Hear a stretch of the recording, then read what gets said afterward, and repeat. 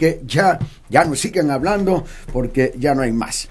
Y como decía, vamos a la línea telefónica, vamos a hablar con Raúl Olmos, que es investigador de la Asociación Mexicanos contra la Corrupción y la Impunidad, y ha hecho un trabajo muy interesante sobre actos de o presuntos actos de corrupción en Capufe, le han llamado el Capufe Leaks, al filtrar información a un grupo de empresas que les daba ventaja al participar en licitaciones millonarias. Es un trabajo, como decía, muy interesante, que le ha llevado bastante tiempo a Raúl y que hemos hecho contacto con él para que nos platique. Raúl, muy buenos días, me da gusto saludarte.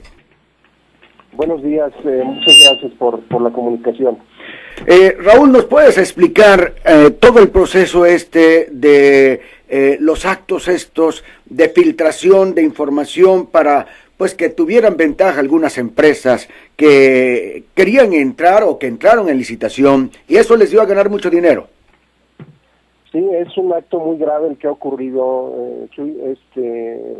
Nosotros tuvimos acceso a un conjunto de 80 correos electrónicos que intercambiaban personas clave en Capufe, en concreto el número 2 de la dependencia federal, Mauricio Sánchez Woodward, quien compartía información con una cuñada y ella a su vez compartía esa información con un líder sindical y con un grupo de empresas constructoras que buscaban obtener contratos en la dependencia federal. Mauricio. Esta información era información clave porque se trataba de información técnica y presupuestal de futuras licitaciones. Ellos obtenían la información por anticipado frente a sus competidores, lo cual les daba una ventaja en las licitaciones. Sí, Mauricio Sánchez Woodward es director de infraestructura y tiene clave El Rey, tengo entendido. Y su cuñada es Estela Vega Montaño, ¿es así? Así es, Mauricio es el director de infraestructura y Estela es su cuñada. Bien, y esto los ponía en una ventaja definitiva sobre sus otros competidores y fueron 6 empresas las beneficiadas, ¿esto es así? Sí, bueno, en la red de correos que revisamos aparecen muchos más nombres de empresas, pero en las que logramos documentar que la información que obtenían se traducía en contratos fue solo 6. Estas 6 empresas recibieron contratos por 770 millones de pesos. ¿Hubieron también, tengo entendido, sobornos al sindicato? Sí, aquí la forma de operar del supuesto cobro de sobornos era a través de un líder sindical, porque en el conjunto de correos electrónicos se menciona las operaciones que un grupo de constructoras realizaban. Después de obtener las licitaciones, se reportaban con el líder sindical y le decían que le iban a depositar un porcentaje de el monto de la obra. En los conjuntos de correos incluso vienen algunos detalles de operaciones bancarias donde se da la relación del contrato y el pago de la comisión, que era una comisión de aproximadamente el 5%, al margen de que ellos mismos confesaban de que había pagos en efectivo, no solamente el depósito bancario, sino también pagos en efectivo a este mismo líder sindical, que era, digamos, el intermediario en el cobro de la comisión. Si esto lo filtraba Estela Vega Montaño, ¿cómo dieron con Mauricio Sánchez Woodward como la persona que estaba operando todo esto, Raúl? Bueno, efectivamente Mauricio Sánchez Woodward no tenía el trato con las constructoras, sino que era su hermana su cuñada y el líder sindical.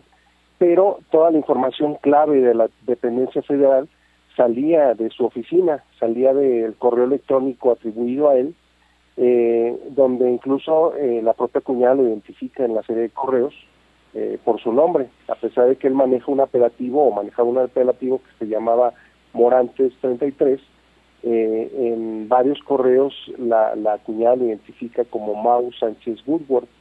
Era información clave la que salía de esos correos que enviaba el funcionario, como por ejemplo un documento que era secreto, un documento reservado por 12 años. No se podía conocer el contenido de este documento hasta el año 2027, y este documento fue filtrado y contenía información de futuras obras por más de 5.600 millones de pesos. Información técnica, información de fechas de futuras licitaciones y, sobre todo, lo más importante, de los llamados techos presupuestales, que era como el límite que fijaba la dependencia para cada una de las obras. Esta información para una constructora es oro molido, porque obtiene información anticipada de cómo vienen las licitaciones y puede ajustarlo a las propuestas que va a presentar, con una gran ventaja frente a los competidores.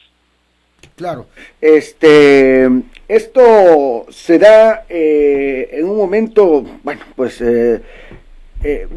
más bien la pregunta es, Mauricio, ¿han intentado hablar con Mauricio Sánchez Woodward y con el director de Capufe, que es Benito Neme Sastre, al respecto? ¿Los han buscado para saber su opinión? Claro, a ellos los buscamos desde el 21 de marzo. Tratamos de obtener una entrevista no solamente con ambos funcionarios de Capufe, sino con los involucrados en esta red de tráfico de información, en concreto la cuñada, el líder sindical, e incluso los constructores mencionados. Se les buscó a cada uno de ellos. Algunos constructores respondieron y se deslindaron del asunto, pero los directamente involucrados, que son estas 6 empresas de las que mencionamos, todos se abstuvieron de opinar. Hubo una reacción de Capufe, que está al mando de Benito Neme, hasta después de que se publicó el reportaje. Entonces, claro que se les buscó, se trató de incluir su postura en el reportaje, pero prefirieron callar. Incluso se le envió un cuestionario muy detallado a Capufe, donde se le mencionaba todo el contenido de la investigación, y aún así decidieron guardar silencio. ¿Cómo iniciaron esta investigación, Raúl? ¿Cómo empezaste a encontrar el hilo que te llevó a desenmarañar la madeja? Bueno, esto es muy importante. Esto era, digamos, un secreto a voces, de que dentro de Capufe había una red de corrupción. Y esto no es de ahora. Si tú recuerdas, desde 2014 hubo una gran controversia con una licitación del telepeaje, que fue el mayor contrato que ha asignado Capufe por más de 3,000 millones de pesos. Esto derivó en una serie de acusaciones y, bueno, evidencias. Incluso la testigo social en su momento evidenció que había sido una licitación desaseada, una licitación incluso daba a entender amañada, que derivó pues en un pago multimillonario. Desde entonces existía la sospecha de que ahí había algo turbio. En una serie de consultas que empezamos a hacer, de indagatorias, nos topamos con una fuente que estaba dispuesta a compartirnos información interna de Capufe, y fue como empezamos a rastrear esta información. Es muy importante remarcar esto. No se trata solamente de la reproducción de correos electrónicos, sino que los correos fueron como la punta de la madeja que nos fue conduciendo a ir confirmando que estos hechos o presuntos hechos de corrupción se habían dado, porque los correos electrónicos compartían documentos oficiales y daban indicios de que habían beneficiado a empresas. Lo que nosotros hicimos fue corroborar todo lo que decían los correos con información oficial, y obtuvimos cada uno de los contratos mencionados y corroboramos que efectivamente las empresas se habían visto beneficiadas en forma muy cuantiosa. Te doy un ejemplo. Estos 20 contratos tuvieron un costo de 730 millones de pesos, pero había otras empresas que ofrecían realizar las mismas obras por menos de la mitad, por 350 millones de pesos. Entonces ahí se aprecia el privilegio o el beneficio que le dieron a estas empresas, que tenían información anticipada. Cobraron mucho más por los contratos. Raúl, ¿Benito Neme podría estar involucrado en este asunto? Bueno, lo que a nosotros nos llama la atención es el silencio de Benito Neme. De hecho, hay algunos articulistas ligados, en concreto Salvador Camarena, que es nuestro director de investigación en Mexicanos contra la Corrupción, que en artículos ha cuestionado este silencio de Neme, e incluso una postura oficial de nuestra organización, Mexicanos contra la Corrupción, ha cuestionado por qué el director de Capufe se ha negado a dar la cara y hablar, y sobre todo por qué ha insistido en dejar en el cargo a Mauricio Sánchez Woodward, a pesar de que hay evidencias de que él estuvo involucrado en este acto de corrupción. Tenemos una fuente confiable que nos ha dicho que Mauricio Sánchez Woodward presentó su renuncia a la dependencia federal y sin embargo Benito Neme se negó a aceptársela, lo ha mantenido en el cargo. El cuestionamiento que estamos dando es por qué el silencio de Neme y por qué esta insistencia de mantenerlo en el cargo. Pareciera como que hay una protección a este funcionario o que está de alguna forma involucrado. Eso lo tendrá que aclarar él mismo. Ayer lo fuimos a localizar en las oficinas centrales de Capufe en Cuernavaca. Una reportera permaneció ahí durante varias horas pendiente de la entrevista. El funcionario Neme estaba ahí presente y se le dio vueltas de que estaba en la junta, hasta que se retiró del lugar, negándose absolutamente a hablar del asunto. Entonces, el cuestionamiento que estamos dando al señor Neme, efectivamente no aparece en los correos, pero el cuestionamiento que le estamos haciendo es por qué se niega a hablar, por qué su silencio y por qué su insistencia de mantener en el cargo al funcionario implicado. ¿Estela Vega Montaño es funcionaria también de Capufe? No, eso es una característica, eso es lo que nos parece más grave. Ella es una ama de casa y de hecho no tiene ningún antecedente de experiencia en la función pública, como servidora pública. Ella simplemente aprovechó el vínculo que tiene como cuñada del funcionario para obtener información, traficar con ella y privilegiar a algunos constructores allegados con información privilegiada. Raúl, hasta ahora han dado a conocer esta información, la han difundido y pues esto ha causado inquietud y ha estado también causando que algunos medios sigan de cerca este asunto. Pero irán a darán otro paso, una denuncia, no sé. Bueno, lo que parece relevante es que ya la Procuraduría General de la República inició una carpeta de investigación del asunto. De hecho, esto ya se ha turnado a la Subprocuraduría de Delitos Federales, ya está en marcha una investigación para determinar la responsabilidad de los implicados en esta red de tráfico de información. También la Secretaría de la Función Pública inició ya una investigación, va a auditar todos los contratos que se enlistaron. Hemos platicado con gente de la Secretaría de la Función Pública y nos confirman que ya está en marcha esta investigación. Entonces, no ha quedado solamente en una denuncia periodística, ya hay actos concretos de la autoridad.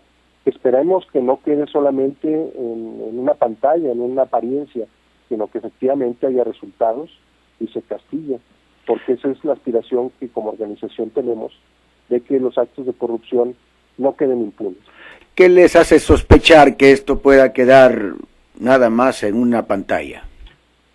Bueno, porque tenemos antecedentes de grandes actos de corrupción donde ha intervenido la autoridad, en concreto la llamada Casa Blanca de Peña Nieto, donde hubo una intervención de la Secretaría de la Función Pública, efectivamente, una investigación, pero concluyó en una exoneración, en que no había pasado nada, en que no había habido un acto irregular o ilícito. Entonces nos preocupa que pueda esto concluir igual en una exoneración en que se diga aquí no pasa nada. En esta investigación que está llevando efecto la autoridad, ¿hay además de Sánchez Woodward algún otro funcionario que se investigue, que se esté investigando? Bueno, en la red de correos se menciona a otros funcionarios menores como quienes aceptaban el atender citas para constructores, citas donde se les iba a dar información o un trato preferencial. Y se menciona ahí un par de un par de directivos de la dependencia que también podrían ser investigados. Ahora, la información que se filtró venía de un fideicomiso de Banobras. Quien emite esta información confidencial es de un fideicomiso de Banobras, va dirigido a la oficina de Sánchez Woodward y él a su vez la filtra. Entonces también se tendría que conocer si en esta red o en esta cadena de compartir información no hubo también el involucramiento de otros funcionarios. Pero en concreto en los correos se menciona a Sánchez Woodward y a 2 funcionarios menores de Capur. Bien, pues Raúl, te felicito por este trabajo que has realizado, por esta investigación, y no sé si quieras agregar algo más. Bueno, que estemos pendientes de si la autoridad le da seguimiento al asunto. Yo creo que este es un asunto no solo de una organización, no solo un grupo de periodistas, tiene que ser algo que la propia sociedad tiene que demandar, el que se haga justicia, el que se investigue cabalmente, y de que haya una conclusión de sanción a los responsables, de que no haya impunidad. Esto como sociedad nos debe corresponder en estar vigilantes de que esto ocurra y de que la autoridad responsable, en este caso de Capufe, Benito Neme, pues procure dar transparencia y claridad en el asunto. Hemos dado cuenta de cómo en nuestro país la carrera o el trabajo o la profesión de periodismo es muy peligrosa. ¿Tienes algún temor después de estas revelaciones, después de esta investigación que has dado a conocer? Bueno, pues es inherente al trabajo periodístico este riesgo que mencionas, pero bueno, es parte de nuestra labor el tratar de sacar adelante la información al margen de estos riesgos. No hay temor, hay una confianza en que la información publicada está sustentada y bien soportada y con el apoyo de una organización seria y una organización que se ha preocupado cada vez más por tratar de combatir la impunidad. Bien, pues Raúl Olmos, te agradezco mucho hayas aceptado platicar con nosotros. Seguiremos en contacto en otros momentos para ver qué novedad hay, ¿de acuerdo? Muy bien, muchas gracias por la oportunidad. Muchas gracias a ti, te aprecio. Bueno, es el investigador Raúl Olmos de la Asociación Mexicana contra la Corrupción y la Impunidad. Son las 8:33, yo voy a la pausa y regreso con más información.